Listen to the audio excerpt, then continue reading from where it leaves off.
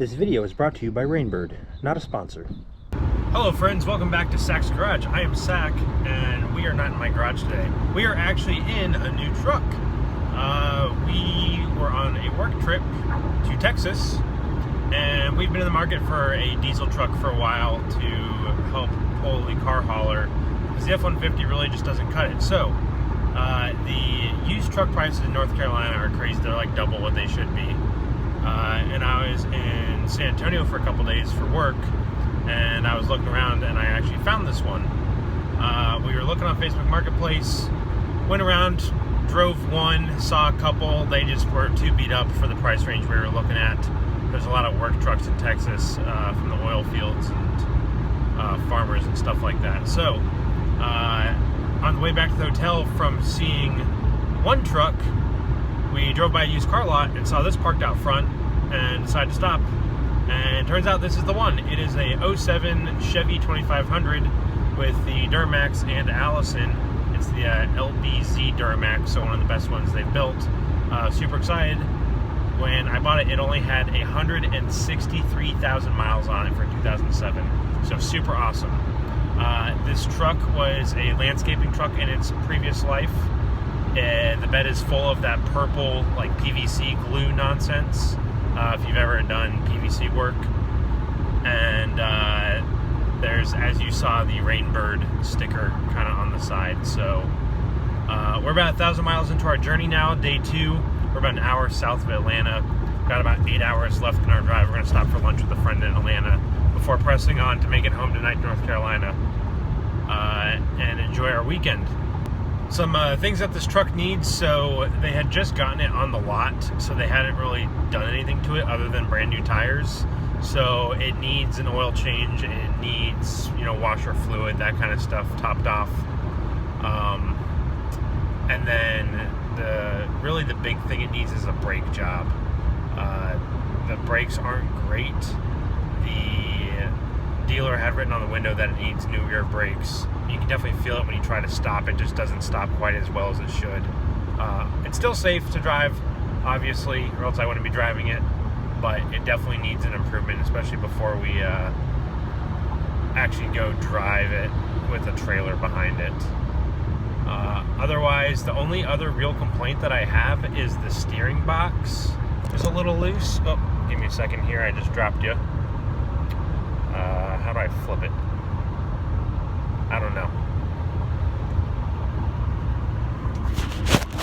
You can see here that there's a little bit of slop in the steering, like that, and I'm going straight. So the steering box needs a little bit of work. You can get a cheap one for like 180 bucks. The really quality ones are like 350 to 400. So we'll see what we want to do with that.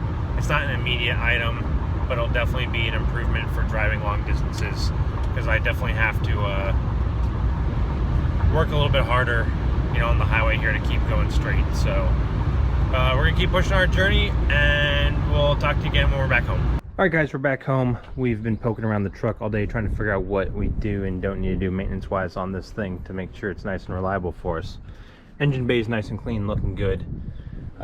Normally the filler right here for the washer bottle would be here. However, the pump housing had a crack in it, so when I tried to fill it with washer fluid, it just drained all over my driveway. 2 relatively new batteries. This one's from November of 20 and that one's from January of 21. Looks like they were replaced at the same time, but relatively new batteries. Overall, engine bay looks pretty good. I cleaned off the MAF sensor there. I'm gonna order a new air filter. It's a little bit dirty, there's some dust in there.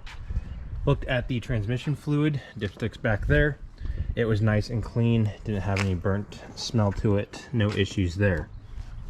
Coming back around to the front of the truck, let's see, the front plastic on the bottom bumper here, this may be whatever they hit, may have also taken out the that washer bottle pump, because it sits right up underneath there. So what we're gonna do is we're gonna do the old zip tie trick and you know, drill holes there and do the X's, kind of like drift guys do, to make that look all nice and good. Coming around, tires look good. I misspoke, I thought they were new when I bought it, but they have some decent tread left, so it'll definitely run well. Upper control arms on the front on both sides were replaced recently. They're nice and shiny and black, no crud. And then it has relatively new fender wells in here. Coming along, small dent right here on the passenger door, no big deal. It's on manual locks all the way around, which is kind of annoying, no power locks. But that's fine. In the bed here, went and got the oil drain pan emptied. Has a stowaway gooseneck, which is really nice. So if I ever need to upgrade to a gooseneck trailer, I can. Again, rear there. Stock exhaust pipe, which is really nice. Coming to the back, it obviously is backed into a couple things, but it's fine. It's got our nice 7-pin in there for towing. The tailgate does work, which is good. Underneath, no spare tire, but that's all right. We can live with that. We'll be good to go. Coming around again, it's hard to see here. That sticker's a little worn off, but guy used to be a landscaper, so as you can see, it has all the purple glue stuff in there. Not too shabby, and the Rainbird decals, obviously. Really nice dark tint on it all the way around. Looks good inside. So like I said, manual locks, crank windows, got my washer fluid, got some gear oil, some nice Shell Rotella, some new wipers, good to go. All right, the inside, vinyl floors all the way around, which is really nice, easy to clean out. Back seat is leather, front seats are cloth. Very interesting.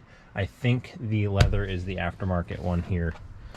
Headliner is partially falling down. It's not sagging too bad yet, so we're not going to worry too much about that. Coming here, I think these mirrors are relatively new because I've never seen a cleaner, not scratched mirror on an older vehicle before. Those pull out so that towing is easy. Again, vinyl up front. It's automatic, has basic radio. Nothing too bad there. This needs to get replaced, this light switch. The all the fog lights off in here, the auto off doesn't work, and then the brightness is stuck on min bright, so it's really hard to read the dash during the day down in the information center. We need to replace the hood release. I can get it with my finger, but I really have to pry at it. If I stick a key in there, it's easier to get, but it'd just be easier to replace it. Same thing with the glove box latch. Need something to stick in there to get it. So, otherwise, the truck is super clean. Should be pretty simple to get it up to snuff, ready to tow. Gas is super expensive right now, which sucks. But I'm not daily driving it, so that's good. We didn't get an opportunity to pull the wheels off today. However, the dealership had this on their to-do list. This is one of the reasons I was able to knock them down on price, is rear brakes and parking brake adjustment. So we'll check those out, like I said before, it stops, but it doesn't stop the best. So we will go ahead and take care of those here coming up. This is our new tow vehicle. Thanks for tuning in. Please consider liking, sharing, subscribing. Until next time, have a great day.